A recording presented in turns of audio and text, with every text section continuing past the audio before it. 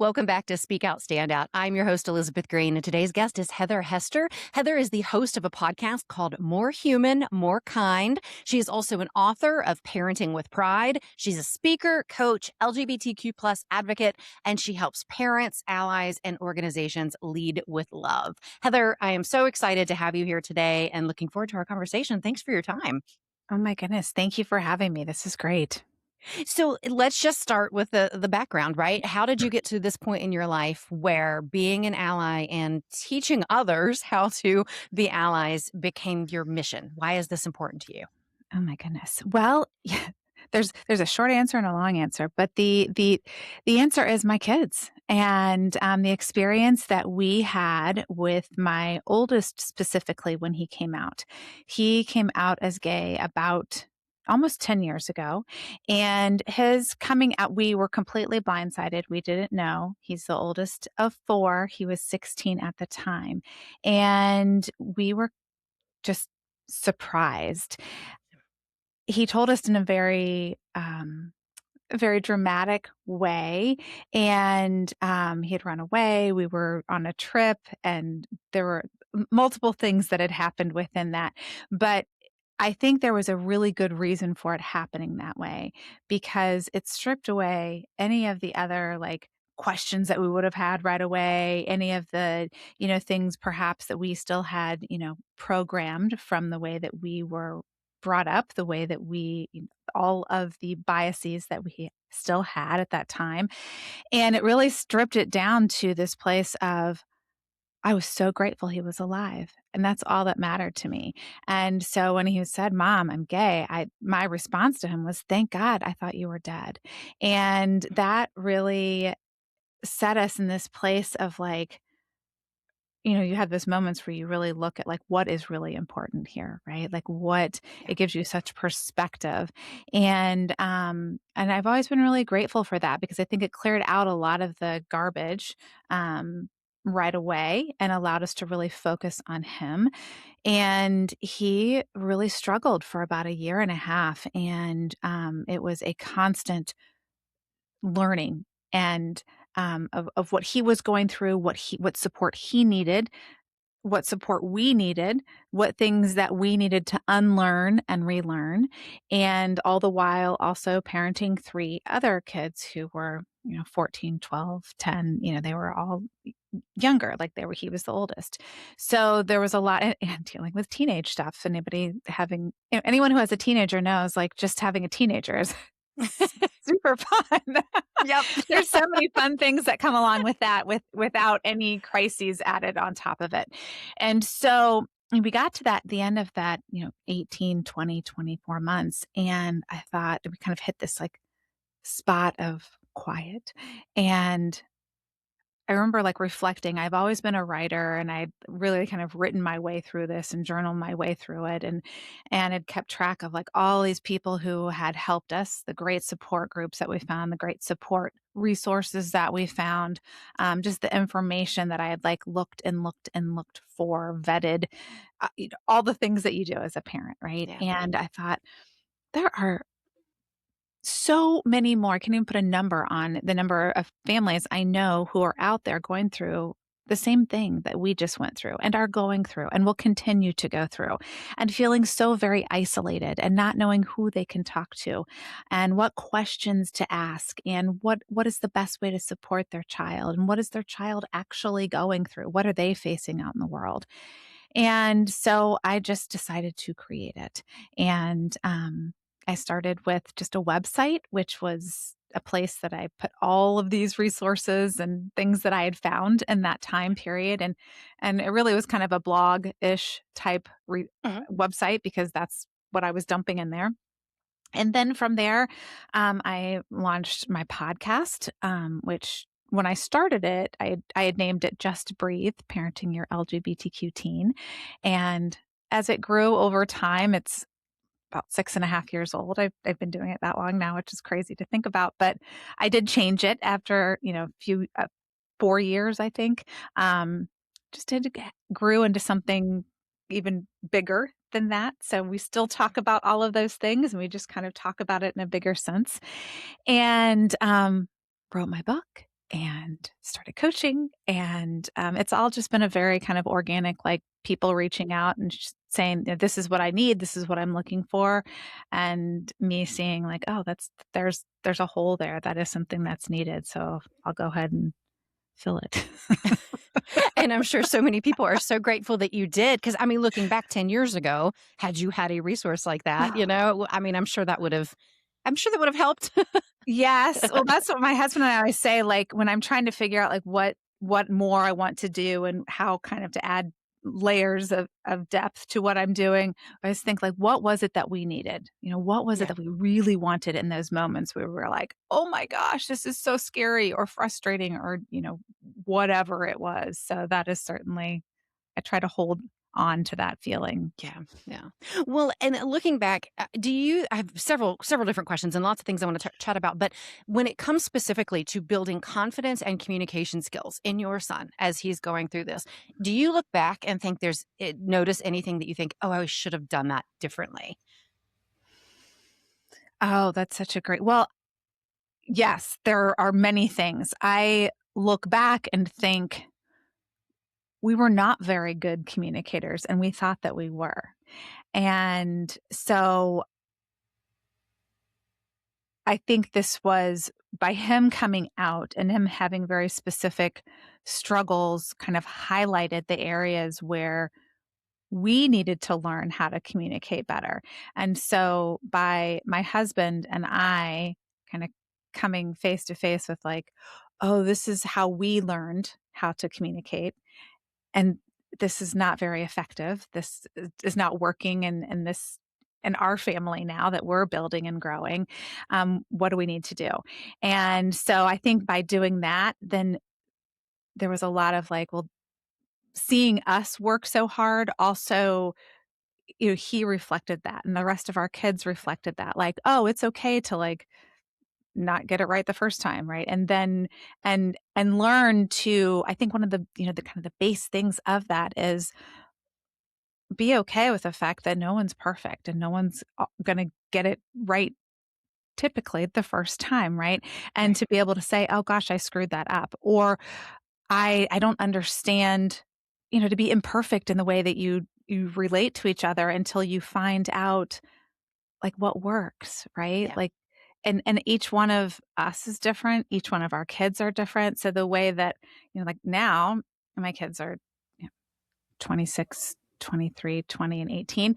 The way that I communicate with them now is very different than the way I communicated with them even last year, right? And so I think it's also kind of adopting that, like having a very flexible mindset of, oh, I'm always going to be learning new things about communication.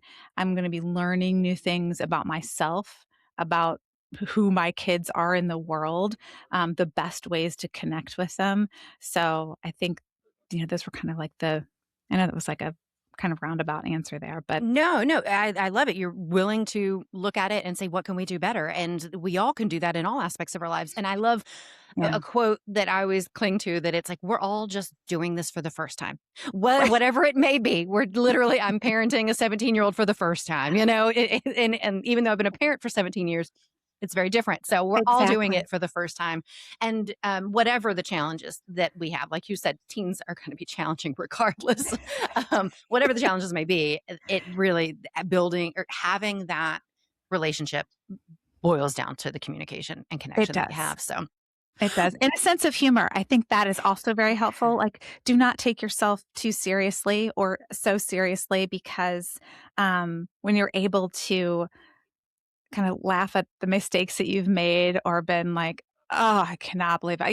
One of the things we always go back to is one of the first questions we asked Connor was, are you sure? Which is literally one of the worst questions you could ever ask a kid when they come out to you. We didn't know. We didn't know that at the time.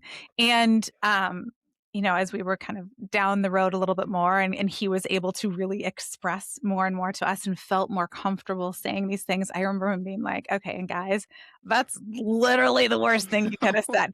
And it's become a big joke, but for us to be like, oh, well, and to be able to kind of take that critique or that feedback and say, okay, I'm going to do better, but also like yeah, be able to like laugh at like, oh, well, gosh, that was dumb. And of course I didn't mean that with any kind of malice or harm. So yeah. Right. Well, let's talk about that for just a minute. If somebody's listening and, the best thing we can do is to be prepared for any situation, right? And so even if somebody's listening and they're thinking, I'm probably not going to run into this. Well, you very well might. And even if it's not your own child, it might be your grandchild or a niece or nephew or your child's best friend or your best friend's child. We live in a world today where people are more empowered. I know a lot of people are still scared to come out, and that is horrible to even think about, that they can't Yeah. be who they want to be, who they are. But Right. I do think we live in a world that is more accepting, not accepting, but more so, right? More. So I Absolutely. feel like pretty much it's just like, not to compare these two things. These are not similar things, but we are all going to know somebody with cancer.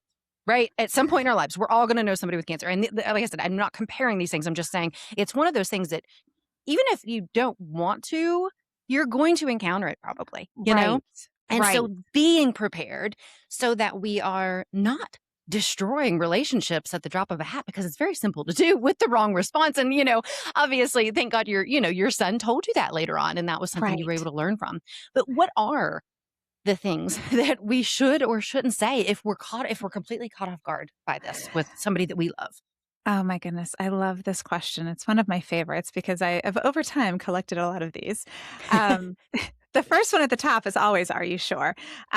Just because that is something that, like I said, we did. And so many people, so many well meaning, loving parents do because it's just like a knee jerk response, Yeah. right? And you aren't thinking what the actual story behind that is. Your child has been thinking about this for weeks, months, probably years, going Yeah. through their own process already. When they tell you, they're already halfway through their process. They have, they've gone through many internal steps of denial, and they are carrying shame, and there are a lot of pieces that are intertwined there. So I think understanding that is helpful, right? Just kind of having that base information. And to say, if you have already said that or something else that I will share, any of the other things that I share, know that you can always repair that. You can always go back and say, I didn't know that I shouldn't have said that to you, or I didn't realize that this is what you were going through. Oh my goodness, I'm so sorry.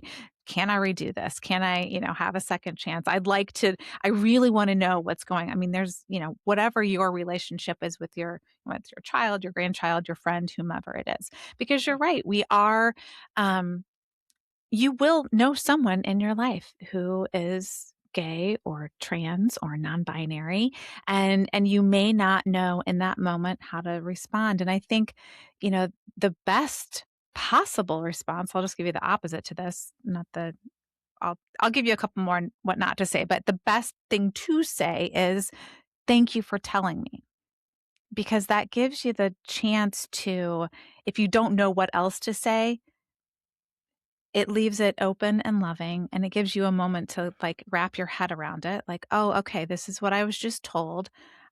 I don't know anybody who's gay, or I don't know anybody who's trans. Am I supposed to ask questions?" All these internal things that we have.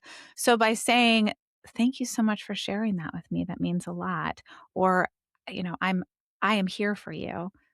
That's all they need. They don't need a long, monologue from you. They probably don't Um want it. No, most they do teenagers not want don't. it. No, exactly. I mean, the courage that it took them to say that to you Yeah.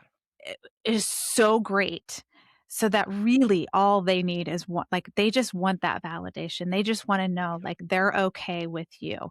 So, a few of the other things that, whether it's right away or as you're processing this and you come back to them and you're having these conversations, it's natural for a parent. Bless you. Sorry, It's excuse me. natural for a parent to, be concerned. Like, as parents, that's just what we do. No matter, what path, who our children are, we worry. It's Right, just part of being a parent. right. And um, one of the things that is the message that your child hears when you say, I'm just worried about your future, is there is something wrong with me. There is something that needs to be fixed. And so even though most times we say that, again, out of a place of love, Right. they don't hear it that way. They hear it as, "Oh, I'm broken. Oh, there's something wrong with me. Like this is a flaw in who I am." And so I think the more that we're able to understand how they're receiving our words and what their internal dialogue is, the better we are able to respond when they tell us things. Yeah. And I will tell you that my kind of default, especially if I'm kind of blindsided by information, or one of my kids tells me something that I don't know a whole lot about, I almost always say, "Thank you so much for telling me. Whether I want to learn more about this, I'm so grateful you trust me." Something that just kind of leaves it this open place where you don't need to say anything else in that moment. It gives you time to kind of go back and like have your own process, do your own homework, find out more before you engage any further. Right. It's the whole idea of you want to respond, not react. Correct. And like the whole I love the lesson that a lot of, teachers do in schools or parents do at home with their kids of squeezing out the toothpaste and then trying to put it back once it's out. You That's can't take it back. right. You certainly can try to make amends like you talked about, and you should, but once you say something, it's out there, and It's we most of the time do that when we're reacting to something, not right. thoughtfully responding. And I will say also, usually that reaction is coming from a place of fear Yeah. and and perhaps, things that are buried way deep inside of you that you're not even really fully consciously aware of, but it's stuff that, it's time for you to begin to unlearn. So it's weird how your body and your mind kind of begin to start to get rid of this stuff without you even realizing that's what it's doing.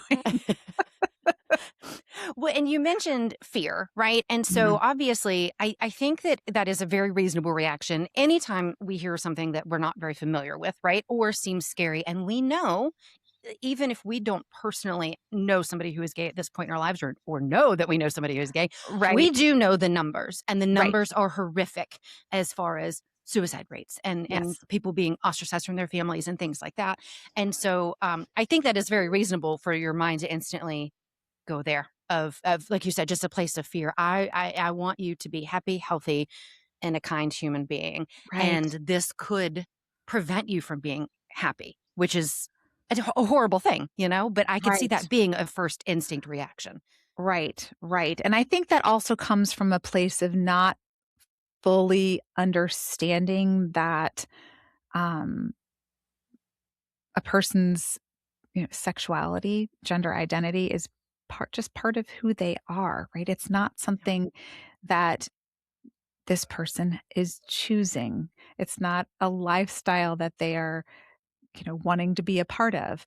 It is who they are. So telling them that their life is going to be more difficult is something they are already fully aware of. Yeah. And they would not choose for their life to be more difficult. Right. Right? So this is, I say this sometimes to people who are really pushing back on this. And, my thing is, if you've ever known, like watched someone, whether they are a young person, young adult, come out and really paid attention to what they are going through, what they are, the shame that they feel, the self-loathing, like all of the things that they are working through to get to a place of self-love and being a happy, healthy, kind adult in the world, you would it would not even be a thought in your brain that they were choosing this.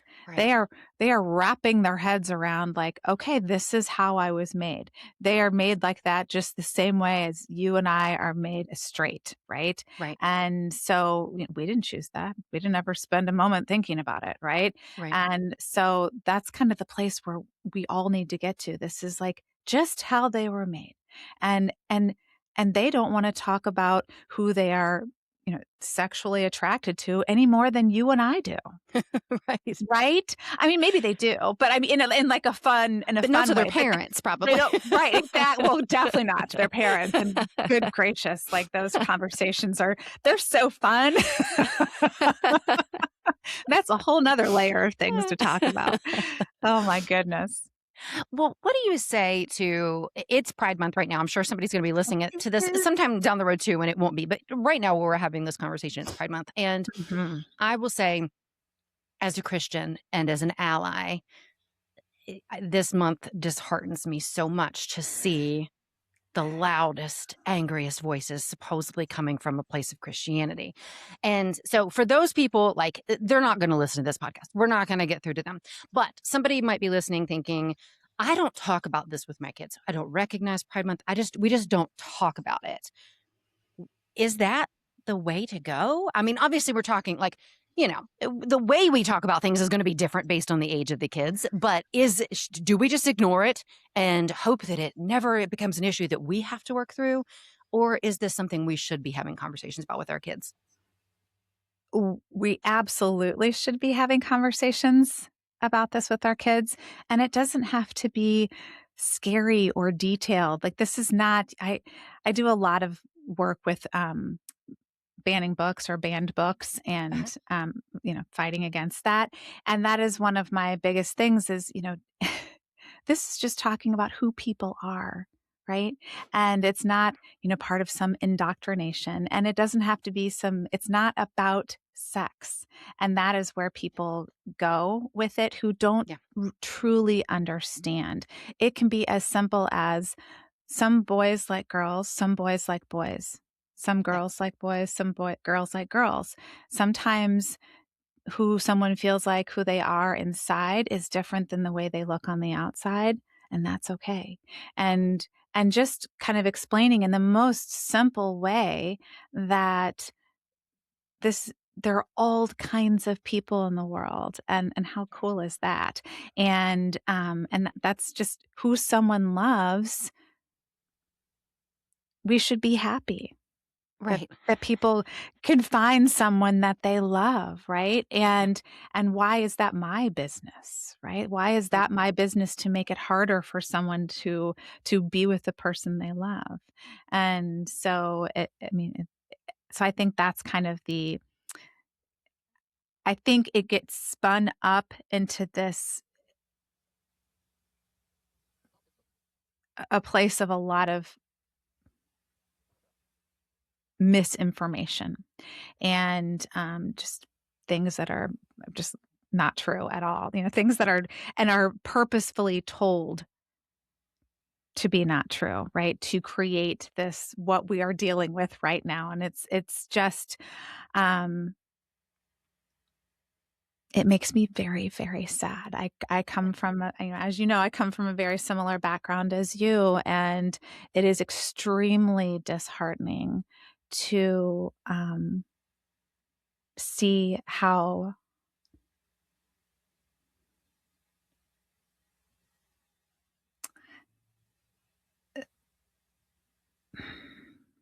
this has become intertwined with it I'm sorry. It's another I'm trying to say this in the best possible way.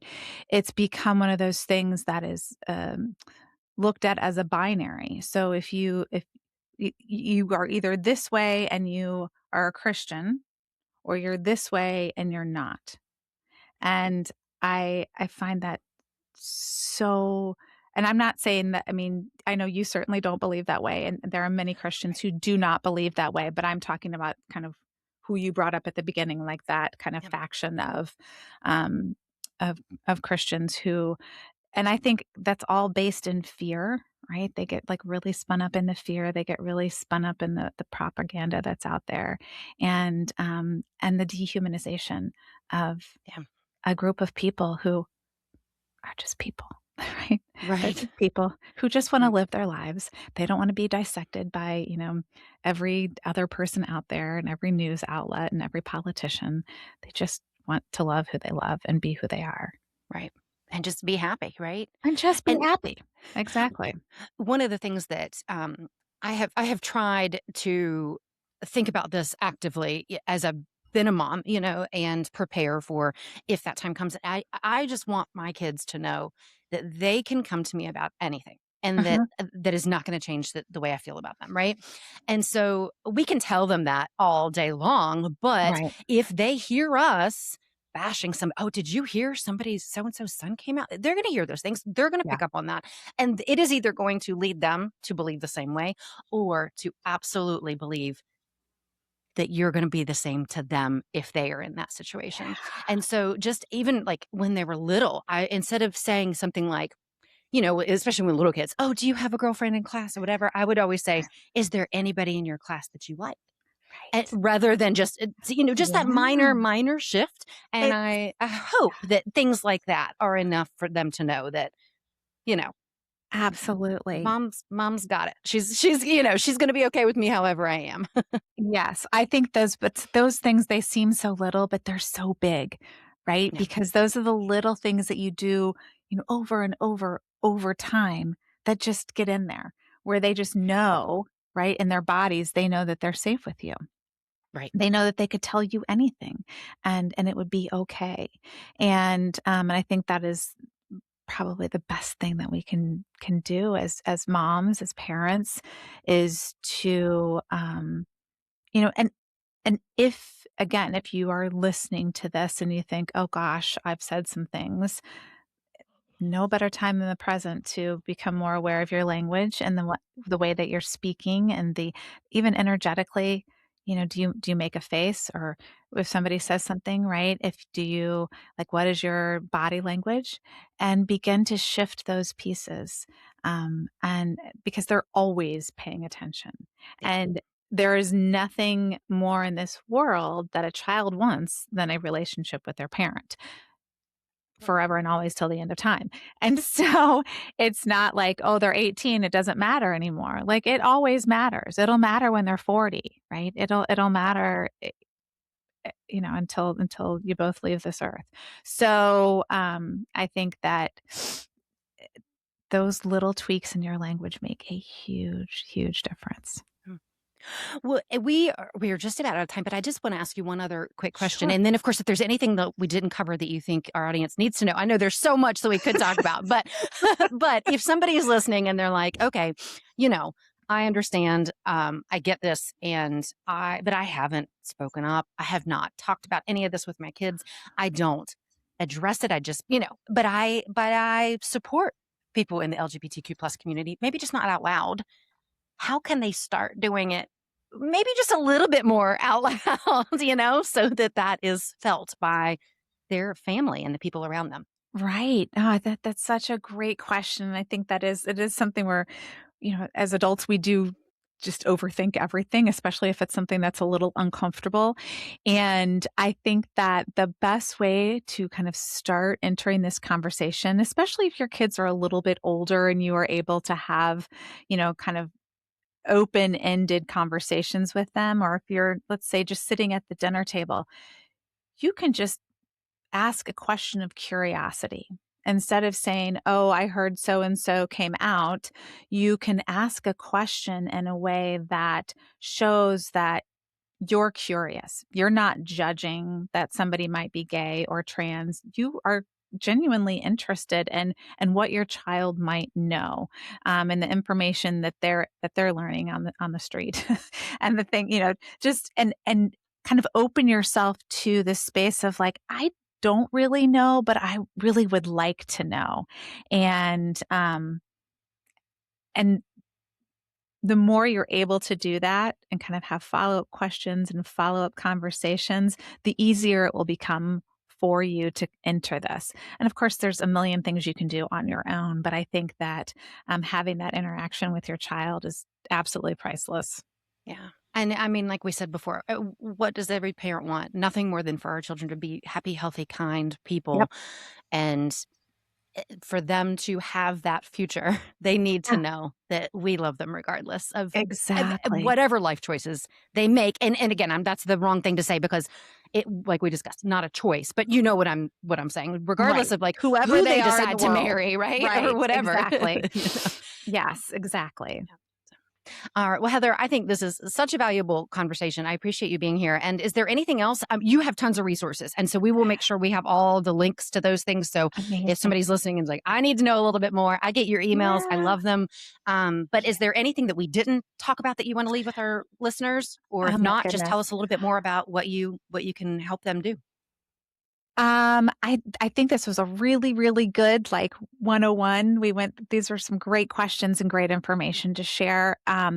If this is, just sparking something for you, you can go to my website. That's where everything lives there. It's heatherhester.net.